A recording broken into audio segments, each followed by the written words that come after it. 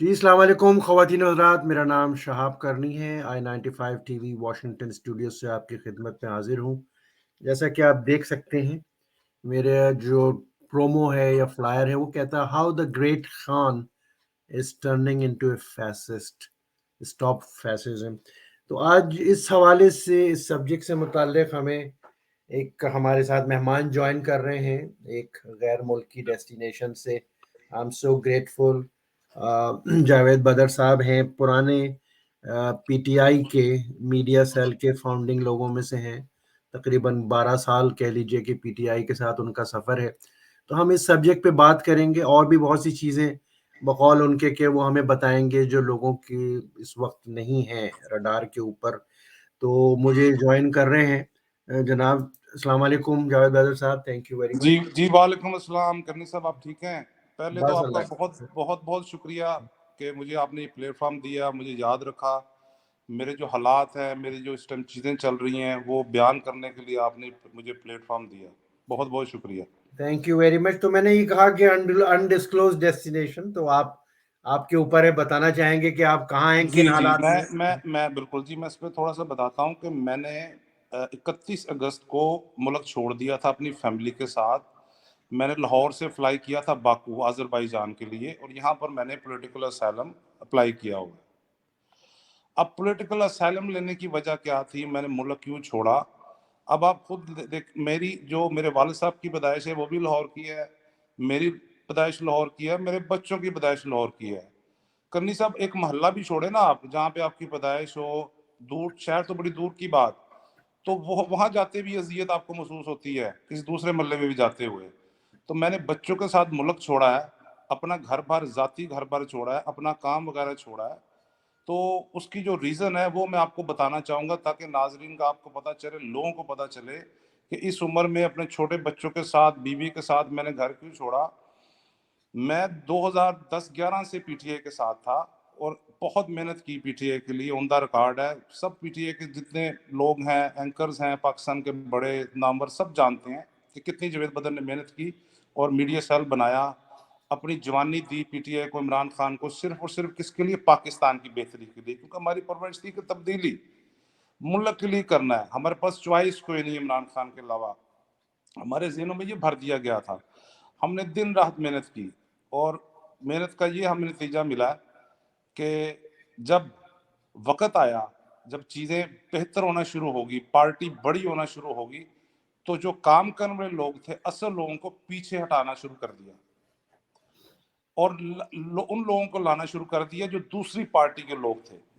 इन चीज़ों को भी हमने बर्दाश्त किया। करनी साहब, चले कोई नहीं, मुल्क के लिए तो बेहतरी हो ना, हमें पीछे कर दें, कोई बात नहीं है। 2013 में हमारी हुकूमत आई, तब मुझे परवेज़ खटक साहब का मीडिया कोऑर्डिनेटर लगा दिया गया।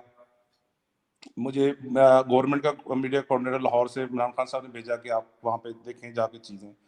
जब मैंने वहाँ पे 1 महीना, 2 महीने, 3 महीने जब चीज़ें मैंने देखना शुरू की, तो वहाँ पर इंटेंशन नहीं थी कि हम काम करें, वहाँ पर इनकी थी कि करप्शन करें। वहाँ से कई चीज़ें मैंने पकड़ी, शौकत यूसुफ सईदा की, शाह फरमान साहब की और लोगों की। मैंने इनकी समरीज पकड़ी, पैसा बांटते हुए पकड़ी, नौकरी नहीं कर रहे लोगों की 50-50 60 लाख, हेल्थ में बहुत करप्शन, बांट रहे हैं पैसा।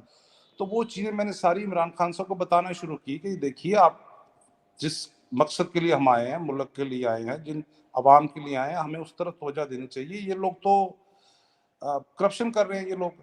खैर, उन्होंने मेरी बातें जो मैंने उनको बताई, वो उन्होंने उन लोगों को बता दी जिनके खिलाफ मैं बात कर रहा, जिनको मैं सबूत दे रहा हूँ कि देखो जावेद बदर ये कर रहा है। कन्नी साहब, इमरान खान साहब ने बजाय एक्शन लेने के, मुझे अगले ही साल वापस लाहौर शिफ्ट कर दिया। उन्होंने कहा नहीं जी, आप यहाँ से चले जाए। मैंने वो भी बर्दाश्त किया चीज़ों को, आस्ता आस्ता देखता रहा, पार्टी के लिए काम करता रहा। 2018 में भी हमारी हुकूमत आई, फिर यही चीज़ें शुरू हुई, मुझे मीडिया का वहाँ पे मेंबर बना दिया गया, गवर्नमेंट कमेटी का। फिर चीज़ें हुई आस्ता आस्ता। उस्मान बुज़दार साहब के ऊपर तहफ़्फ़ुज़ात आए कि भाई, जो बंदा कभी पार्लियामेंट में नहीं आया, आप उसे 12-13 करोड़ का सूबा पकड़ा रहे हैं, पहली दफ़ा आने वाला, वो किस तरह इसको चलाएगा। और वही चीज़ें हुई जिसमें बुशरा बीबी, गोगी, हमें चीज़ें पता चलना शुरू हुई कि वो डायरेक्ट उसको हुक्म दे रही है कि क्या करना है, किसको कहाँ पे लगाना है, क्या चीज़ें करनी है, किससे पैसा लेना है, क्या सारी चीज़ें, वो भी इमरान खान साहब को बतानी शुरू की।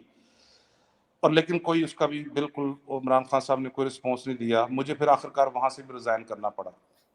अब ये चीज़ें मैं आप मेरा मतलब है आपको खुल के बताने का कि इमरान खान साहब खुद करप्शन करवाते हैं। उनको एक-एक चीज़ पता होती है कि कौन बंदा क्या कर रहा है, वो खुद उसकी इजाज़त के साथ सारा इमरान खान साहब की इजाज़त से हो रहा होता है ये चीज़ें। बहरहाल मैंने इसको मेरा ज़मीर ने बस वो इजाज़त नहीं दी, मैं कहाँ तक दबाता इसको, अपनी चीज़ों को, जो मेरे दिल में थी। उसको फिर मैंने आस्ता-आस्ता पब्लिकली बोलना शुरू कर दिया। जब इन्होंने मेरी बात नहीं मानी, ना सुनी, ना चीज़ों को बेहतर डायरेक्शन की तरफ ले जाना शुरू किया, तो करनी साहब मेरे पास इसके अलावा कोई हल नहीं था कि मैं आप जैसे भाइयों के साथ या मीडिया के साथ या किसी को अपनी आवाज़ पहुँचाता, मैं बोलता आस्ता-आस्ता। तो खैर वो मैंने इनकी चीज़ें डिस्क्लोज़ करना शुरू की, जो चीज़ें थी मैंने बोलना शुरू की, तो मुझे थ्रेट्स आना शुरू हो गई। मुझे थ्रेट्स थ्रेट्स किसकी तरफ से आते थे? थ्रेट्स मुझे आना शुरू होगी, अननोन नंबर से थ्रेट्स आना शुरू हो गई और काफ़ी शदीद किस्म की। फिर मुझे फ़ोन आए, फिर मुझे मैसेजेस शुरू हो गए। मैंने खैर वो भी बर्दाश्त किया। मैंने कहा कोई नहीं होता है सियासत में इस तरह। फिर मेरे घर में जिधर मैं रह रहा था पुराना, वहाँ पे फायरिंग की गई बहुत शदीद किस्म की। मेरे घर पे फायरिंग हुई, ओपन फायरिंग हुई। फिर मैंने वहाँ से घर चेंज करके मैं नई जगह पे चला गया। जावेद साहब, एक सेकंड जरा सा पॉज जी, जी। लीजिएगा प्लीज। मेरा जी, आपसे जी। सवाल इसी जी, जी, ज़रूर। सिलसिले में सवाल मेरा है कि एक तो हो गई PTI as a political party, लेकिन जो वाकयात का आप बात कर रहे हैं कि जी फायरिंग हुई, अननोन नंबर से कॉल्स आना शुरू हो गई, तो डोंट यू थिंक कि एक टर्म यूज होती है जो हिलरी क्लिंटन का कोट है पाकिस्तान के मुतालिक कि डीप स्टेट काम करती है पाकिस्तान में, डीप स्टेट। और डीप स्टेट का मतलब हम सब समझते हैं जो इंटरनेशनल मार्केट्स में रहते हैं, कैपिटल्स में रहते हैं, कि उसका ताल्लुक कुछ फौज की एजेंसी से होता है जो सब लाइन, और वो सपोर्ट ग्रुप होता है एक मखसूस वक्त पे एक मखसूस लीडर के लिए। डोंट यू थिंक कि वो इन्वॉल्व थे, वो एफर्ट्स थी आपको थ्रेट देखें करने देखें आपने बात बात बहुत ज़बरदस्त कर दी है। काफ़ी चीज़ें आपने खोल के रख दी हैं, लेकिन मैं उस तरफ फिर भी मैं नहीं जाऊँगा।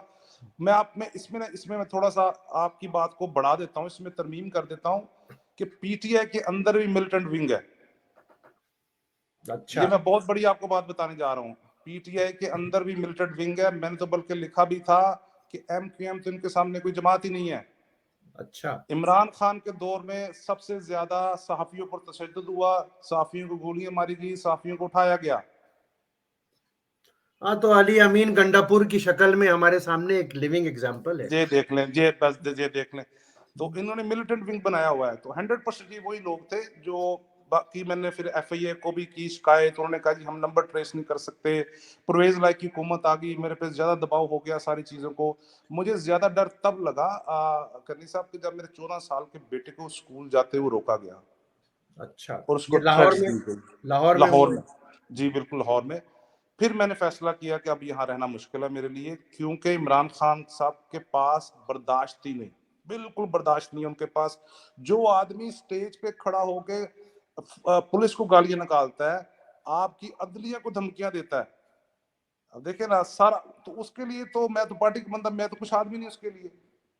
तो ये चीजें फिर सोच के मुझे मुल्क छोड़ना पड़ा, बच्चों के साथ आना पड़ा इधर। जी, तो अगर हम ये कहें कि जी अल्ताफ हुसैन को एक सिंबल के तौर पे अब देखा जाता है कि एक टेररिस्ट, एक फैसिस्ट, तो ये दूसरा फैसिज्म पंजाब से शुरू हुआ इमरान खान की शक्ल में, और फिर बिल्कुल पंजाब के साथ साथ ये खैबर पख्तूनख्वा का कॉम्बिनेशन एलिमेंट शामिल हो गया इसके अंदर। और बिल्कुल डीप स्टेट जिनके अपने कुछ मफादात हैं कुछ लोगों के, नॉट इदारे की बात नहीं कर रहा हूँ, कुछ इंडिविजुअल्स, उन्होंने इनको फुल सपोर्ट अभी तक दी हुई है। बिल्कुल सपोर्ट दी है जी। देखिए मैं हैरान था कि एफआईए ने, मैं एफआईए को चीजें दे रहा हूं, वो क्यों नहीं कर रहे। पुलिस इंस्पेक्शन नहीं ले रही, एफआईए ट्रेस नहीं कर रही। तो इस पे काफी चीजें मेरे तहफुजात है इसके ऊपर, जो कि तो पीए के कहने का तहफुजात को मतलब देख जावेद रहे हैं। साहब ये है कि इस्लामी जमहूरियत पाकिस्तान एक न्यूक्लियर स्टेट, तकरीबन 24 करोड़ लोगों का मुल्क, मुमलिकत खुदादाद, जो जिन्ना साहब ने बनाया था 1971 में, टूट गया। ये जमहूरियत है, ये हमारे कायद हैं, ये हमारे कल्ट लीडर्स की शक्ल में पहले अल्ताफ हुसैन और अब हम इमरान खान को भुगत रहे हैं। मेरा सवाल जावेद साहब ये है कि ये जो खैबर पख्तूनख्वा का एलिमेंट है खान साहब जी, के साथ, और नॉर्थ में और काबुल और अफगानिस्तान, जी, जी। इसके बारे में आपकी क्या रीडिंग्स थी विद इन द पार्टी? मैं आपको बड़ी इसके बारे में करनी साहब ब्रेकिंग न्यूज़ देता हूँ। ये भी मेरे ज़मीर पे बोझ था जो मैं आपको बताता हूँ, लेकिन इससे पहले भी मैंने बताया कुछ जगहों पे। 2013 की जब केपीके में हमारी हुकूमत आई तो लोग कह रहे हैं फौज को, मैं कहता हूँ कि फौज ने वो हुकूमत नहीं दी हमें, वो हुकूमत दी है हमें टीटीपी ने, तहरीके तालिबान पाकिस्तान ने। आप 2013 के इलेक्शन निकाल के देख लें, कोई भी पॉलिटिकल पार्टी वहां पर जलसा करती थी तो बम धमाके से उनको उड़ा दिया जाता था। एएनपी उसकी मिसाल है, उनके लीडर, उनके बड़े बड़े लीडरों को शहीद किया गया, और भी पीपल्स पार्टी सब।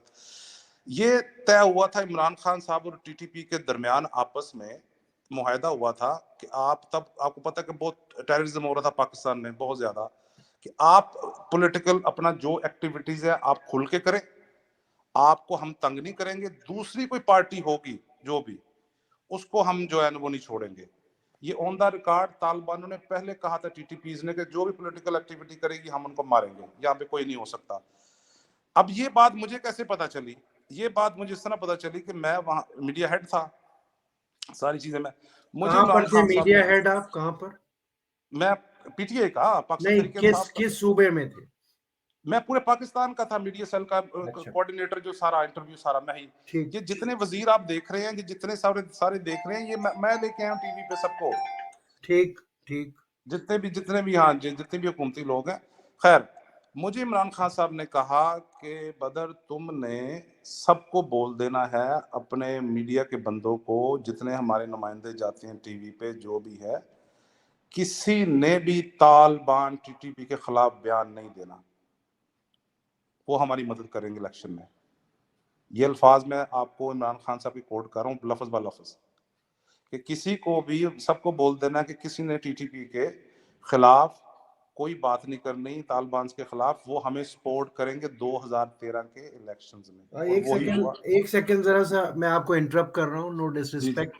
इस चीज को जरा कनेक्ट कीजिए कि एक इल्जाम आता है नवाज शरीफ के ऊपर भी कि उसामा बिन लादेन ने एक जमाने में $10 मिलियन दे के नवाज शरीफ की हेल्प करी थी। तो स्क्रिप्ट सेम लगता है, किरदार और वक्त मुख्तलिफ था। बिल्कुल ठीक है, बिल्कुल ठीक है, आप बिल्कुल ठीक कह रहे हैं। आप वही चीजें हैं जो, बस वही वही आप बिल्कुल आप सही फरमा रहे हैं। तो उसके बाद करनी साहब बिल्कुल वैसे ही हुआ जैसे उन्होंने कहा। दूसरी जमातें निकली, उनको बम धमाके उनके उनके जलसों पे होने शुरू हो गए। पीटीआई को मैं कहता हूं कि उंगली तक नहीं लगाई गई किसी को भी, और पीटीआई ने अपनी पूरी कैंपेन चलाई, सारा किया, और वहां से जितवाया गया बकायदा तौर के ऊपर सारी चीजें। तो ये चीजें जो है ना, इमरान खान साहब बस वो लोगों को कहते और हैं, करते कुछ और हैं, पूरी यूथ को पागल बनाया। देखिए करनी साहब, मैं तो ले आया बच्चे अपने, बाहर में आ गया, मुझे यकीन करें कि अब अपने जो दूसरे बच्चे हैं, मेरी कौम के बच्चे हैं, उन पर बहुत ज्यादा मुझे परेशानी और तरस आता है कि इस आदमी ने हमारी कई नस्लें तबाह कर दी हैं। ये पाकिस्तान को बड़े कई दहाइयों तक भुगतनी पड़ेंगी ये चीजें, जो उसने ब्रेन वॉश कर दी हमारे यूथ की, तबाह कर दी हमारे यूथ को, बिल्कुल लाचार कर दिया सियासी तौर के ऊपर। बिल्कुल, मैंने अपनी जिंदगी में, शायद मैं भी इसमें शामिल हूँ क्योंकि मैंने भी काम किया है पीटीए का, मेरे पे भी यही चीजें लागू होती हैं। मैंने अपनी जिंदगी में करनी साहब इससे पहले इतनी नफरत, इतनी बदतमीजी, इतनी इंतहा तक सियासत में कभी नहीं देखा, कभी नहीं देखा। इससे पहले भी पॉलिटिकल पार्टियां थी, सारी सियासत करते थे, सब बैठते थे, मिलते थे, एक लिमिट में रहते थे, पाकिस्तान के लिए काम करना ना मिलके। लेकिन इमरान खान साहब जिस नहज तक ले गए हैं अपनी यूथ को और चीजों को, ये पाकिस्तान के लिए बहुत खतरनाक चीज है, बहुत खतरनाक आने वाले वक्त के लिए। बहुत शुक्रिया जावेद बदर साहब, कुछ और ऐड करना चाहेंगे? हमारे पास तकरीबन 2 मिनट और हैं जी। मैं एक और चीज बताता चलूं कि मस्जिद नबवी का जब वाकया हुआ, सबसे पहला आदमी था मैं करनी साहब जिसने ये डिस्क्लोज किया कि वहां पर जो तौहीन करवाई गई है, इमरान खान साहब ने खुद करवाई है। खुद वहां से यूके से अपने अपने दोस्तों को भेजा, वहां से बंदे इकट्ठे करवाए इन्होंने, सारा हर चीज करवाया सारा। उस चीज की भी इनको बहुत तकलीफ है, उसके लिए भी मुझे काफी फोन कॉल्स आई हैं, बहुत ज्यादा, कि तुम्हें नहीं बोलना चाहिए था, ये नहीं बताना चाहिए था, ये चीजें नहीं करनी चाहिए थी सारी। नहीं, लेकिन सारा देखिए, ऑर्केस्ट्रेट था, अनिल मुसर्रत थे, चीकू भाई थे। बिल्कुल ठीक फरमा रहे हैं आप, बिल्कुल ठीक फरमा रहे हैं सारा। हाँ, तो वो तो हर चीज जो है मौजूद है, सारी इंफॉर्मेशन, और फिर रातों रात भागे हैं ये लोग वहां से। वहां से तो भागे हैं सारे, बिल्कुल हाँ, आपको तो ये बिल्कुल हमारे लोगों को चाहिए कि होश के नाखून लें। तो बिल्कुल। आखिरी सवाल जावेद बदर साहब, हम थैंक ग्रेटफुल, इंशाल्लाह आइंदा भी आपके साथ गुफ्तगू रहेगी इस जी एंगल जरूर। से मेरा सवाल आपके साथ ये है कि कमिंग बैक टू कि जब मैंने ये कहा कि और ये दिखाया कि great Khan is a fascist, इसमें कुछ है आपको नज़र आते हैं कुछ पॉइंटर्स या फिंगर? क्योंकि हम अल्ताफ हुसैन से तंग थे कि उन्होंने वर्टिकल और हॉरिजॉन्टल डिवाइड कर दिया था कराची को, तो इस आदमी ने तो पूरे मुल्क को, जैसा आपने देखिए फरमाया, देखिए करनी साहब, डिवाइड कर दिया। मैं जाती तौर पे इमरान खान साहब को कहता हूं कि ये एक दहशतगर्द बादशाह है। ये दहशतगर्द बादशाह, इसने दुनिया बनाई हुई है एक अपनी अपने इर्द गिर्द। जो कहता है कि मैं कहूं यस और यस है, नो कहूं नो, जो नहीं मानता उसको मार दो। ये बिल्कुल एक इस टाइम खतरनाक हो चुका है। इसके इनके इमरान, ये सुबह कुछ कहते हैं, शाम को कुछ, दोपहर को कुछ। इनको खुद अपनी कही हुई बात 2 मिनट की याद नहीं रहती। दिमाग इनका बिल्कुल खाली हो चुका है कोकीन पी पी के। सारा इनका इस टाइम, अब देखें जिस बंदे के बच्चे उसको मुंह नहीं लगाते, उसकी क्या जिंदगी होगी। जी, 4 साल हो गए हैं, बच्चे नहीं आ सके वहाँ पे। नहीं आते, वो फोन नहीं उठाते। ये बातें भी मैंने लिखी, फिर मुझे काफी गाली गलौज शुरू होगी कि वो तो मुंह नहीं लगाते, वो तो पसंद ही नहीं करते इसको। अब बेटी देखे इसको, कैसा आदमी है।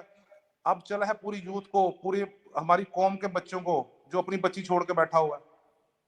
आपके इस पॉइंट के ऊपर बड़ा एतराज़ होता है और इस पे हम ख़त्म करेंगे कि ये एक ज़ाती चीज़ है, आप ज़ाती क्यों डिस्कस करते हैं? ज़ाती मेरे सर और लीडर की आपके लिए जाती हो चीज सकता नहीं है। रहती। लीडर लीडर जब होता है वो हाँ, पब्लिक होता है, वो पब्लिक हाँ, प्रॉपर्टी है। उसकी बिल्कुल। जात को देख के चले कि उसकी जात अगर अच्छी है तो वो आपके लिए अच्छा है, अगर क्योंकि उसकी लोग जात गंदी है तो वो आपके लिए कैसे अच्छा हो सकता है। लोग उसको आइडलाइज़ करते हैं। आइडलाइज करते हैं, बिल्कुल बिल्कुल। देखे ना, हमारे हुजूर पाक सल्लल्लाहु अलैहि वसल्लम नबी थे, उनकी जात देख के तो लोग उनके पीछे आए।